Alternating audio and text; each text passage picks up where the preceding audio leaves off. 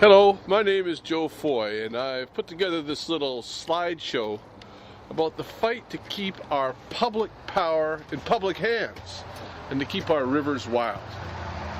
Now, I'm National Campaign Director for the Wilderness Committee. Our organization is based in Vancouver, British Columbia. We have 30,000 members right across Canada.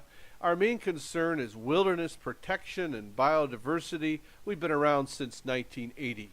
The Ashley River is the first time we actually saw a private power proposal. In the Ashley, which is located just very close to Squamish, BC, in the southwest corner of the province, a private company, Ledcor, in the mid-2000s proposed to divert the Ashley into a large tunnel to produce hydropower. Local people objected to the plan. They organized. The kayakers really came from all around the world to kayak the Ashley's Canyon. Fishermen fished in the lower portion of the river. Many people enjoyed it. And so they convinced their regional government in the Squamish-Lillooet Regional District to oppose the project, to refuse to zone for it. But then the provincial government passed legislation, Bill 30, which essentially takes away the rights of all regional governments in the province to zone for these things, and bango, tunnel building began in the Ashley. That legislation, Bill 30, was passed in 2006, and since then heavy equipment has been in the Ashley ripping it apart, preparing it for this dam, which was recently constructed, this weir. This thing's purpose is to divert water into the giant tunnel, which is still being built. Power line swaths were cut, and environmental groups all over the province, including the Wilderness Committee, began to take note. The next private power proposal to land on us was one for the Upper Pitt River. This company, entirely different company, wished to dam and divert all 8 tributaries of the Upper Pitt River, a really important salmon river which is located about 40 kilometers away from Vancouver, British Columbia. Vancouver, where half the people of the province live. 2 million people live very close to this area. Because there's no road access, it's tremendous fish and wildlife habitat. It has the each sockeye in the Upper Pitts run. They're the largest individual sockeyes in British Columbia. Big, beautiful fish. Of course, the salmon runs attract grizzly bears, which are slowly starting to repopulate the area. This is Danny Garrick, who with his wife Lee runs a fishing lodge in the Upper Pitt. People come, fly in to catch and release fish. It is an amazing area. The Wilderness Committee was involved here all through the 90s, getting the adjacent Pinecone Burke Provincial Park protected. Boise Creek is one of the tributaries that the company wanted to dam and divert. In Boise is a unique species of fish, cross between bull trout and Dolly Varden. This stretch of creek would be drawn down 80 to 90%. And to add insult to injury, the company proposed to build its power line right through Pinecone Burke Park. Now, because the Upper Pitt project was over 50 megawatts, unlike the earlier Ashley project, because it's over 50 megawatts, a environmental assessment process had to be held. And so the company and government got together. It was the company who chose the meeting spaces, and people turned out by the hundreds. In fact, so many people turned out that in Pitt Meadows, where the company had only got a room to hold 150, 500 people showed up, and the fire marshal, seen here in this photo, came in to shut it down.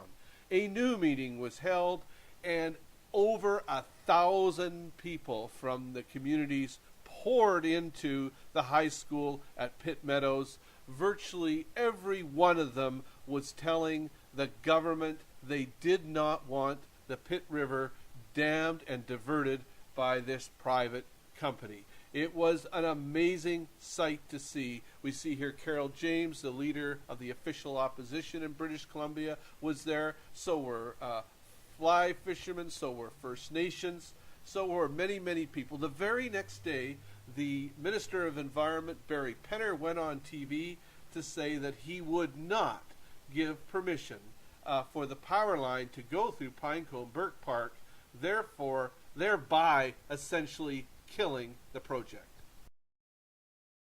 So we had lost the Ashlew, and we had won the upper pit. The fight for the upper pit had been won, and we began to collectively look at what had gone on. And we started with this man, W.A.C. Bennett, who had become famous in the early 60s for creating British Columbia's publicly owned hydropower system, BC Hydro, providing cheap, carbon-neutral power to the people of the province. But then in 2002, our new government of the day, under Premier Campbell, seen second from the right, introduced the BC Energy Plan, which forbids BC Hydro from building these run-of-river projects, and in fact orders them to buy at very high rates from private producers, and then open the province up for private companies to stake the province, to stake the publicly owned rivers and streams of the province. And here's a map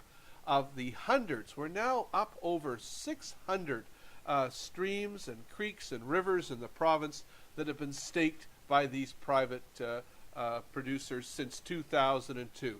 Here's a picture of a little creek on Vancouver Island, Marion Creek, now in a pipe. Here's a photo of the powerhouse. Used to be on public land.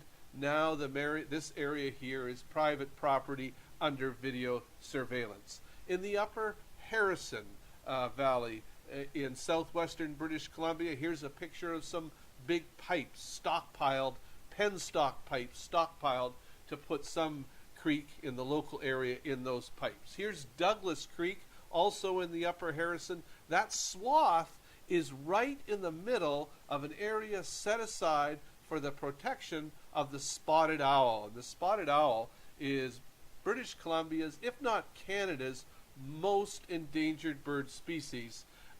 We're down to less than a half a dozen left in the old growth forests, and here we lost another hunk of habitat.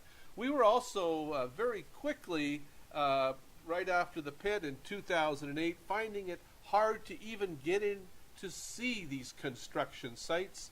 The companies were using safety as a way of keeping people out. It was with great difficulty we managed to get into this site, Fire Creek, and photograph some of the heavy equipment and their effects, such as this muddy, silt-laden water pouring down into Fire Creek as a result of the heavy construction.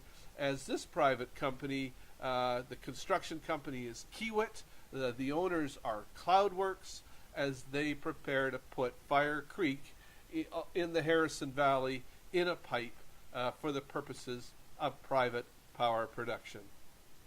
In Miller Creek, in the Pemberton Valley, Miller Creek had a malfunction. It's an up and running facility. It cut the water off to the creek, ran the creek down very low. But even today, when environmentalists go there to see if folks at Miller Creek are doing a better job, we're running into a locked gate over a bridge in a canyon, which makes access virtually impossible to check out if this company has cleaned up its act.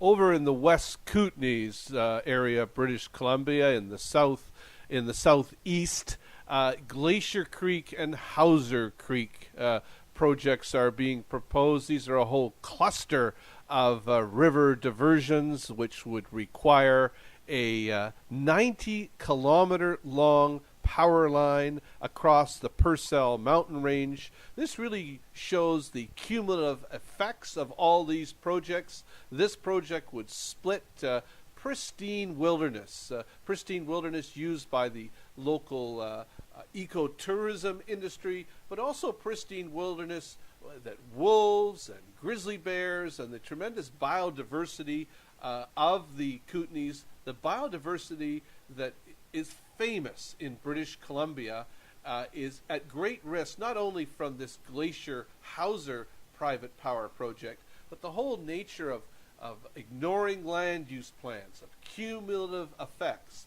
of essentially no regulations as these things spill out on this critically important landscape, is a biodiversity disaster in the making. Here is the Ryan River, also located near Pemberton. In an earlier land use planning process, the citizens there recommended that the Ryan be left alone as a grizzly refuge area in this part of the South Coast Mountains. But here we have a private company proposing to put a power project to divert the Ryan. The local people turned out by the hundreds to attend the environmental assessment process, which is ongoing now as of 2009. They were very clear in their desire to protect their local grizzly bears, but it remains to be seen as this massive, unregulated attack on biodiversity rolls out across the province. These things are not little water wheels in a creek. This is Butte Inlet. The company in Butte Inlet is proposing to dam and divert 17 major waterways in a huge swath of grizzly and salmon habitat. 49% owner in this company is multinational General Electric. Once again, these are not little water wheels in a creek. This is just one of the river systems in the Butte. This is the Southgate River system, famous for its salmon and bears. The Orford is another major river. People come from all over to the Orford just to see the great bears, and yet we have major road building and industrial sites planned right for where the bears gather. At the environmental process, which is ongoing for this one too, only 3 meetings were held in very small communities. Even this project at over 1,000 megawatts is a massive project, and meetings should be held, public meetings, right across the province. Very scant information provided by the companies, General Electric and their partner Plutonic Power, on wildlife and fish. Essentially just some scant posters put up on the wall. It really is shameful. Now, of course, what the provincial government is saying is that this push to privatize our rivers and streams for hydropower production is all done to fight climate change by reducing our greenhouse gas emissions. A worthy cause if it were true. The fact of the matter is, though, that our publicly owned power system, because it relies on hydropower already, if British Columbia were a country, we'd have one of the lowest carbon footprints from power production of any country on Earth. That's because most of our power already comes from hydropower. 2% of our carbon footprint comes from electrical power production, but 40% of our carbon footprint comes from transportation. And here, our provincial government has gone the wrong way. It's amazing. They say they're trying to fix a power system, a public power system that's not broken. At the same time, they're expanding freeways and highways, doubling our Portman Bridge at the cost of over $3 billion, getting more and more cars and traffic on the road as a result, making a bad situation in transportation worse. Our provincial government is proposing a spaghetti network of expanded highways and freeways in their Gateway project. Citizens know this increases our greenhouse gas emissions in the worst possible area, our transportation area, where we're already far, far out of line with what we should be doing. Now, the provincial government counters and saying, look, with all the expanded roads and freeways, eventually there'll be electric cars on those roads and freeways. But we need to do better than electric cars. We need to conserve. We need to do things differently. BC Hydro has commissioned a report called the Marbeck Report that shows through modest conservation, we need not be using any more electrical power in 2027 than we used in 2007. That's the way to go. Doing things differently, like expanding our public transportation system.